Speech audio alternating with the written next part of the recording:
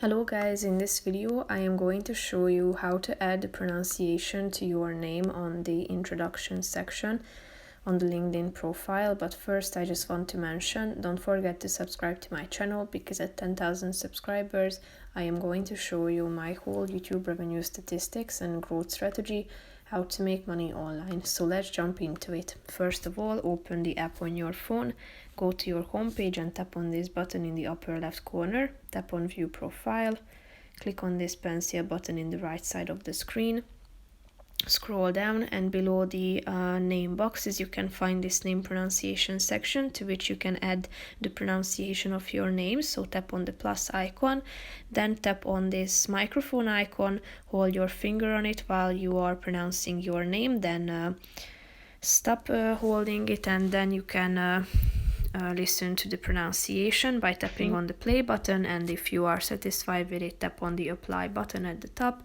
and here is your audio recording inserted. If you tap on this edit button, you can add the new pronunciation or delete the current one too.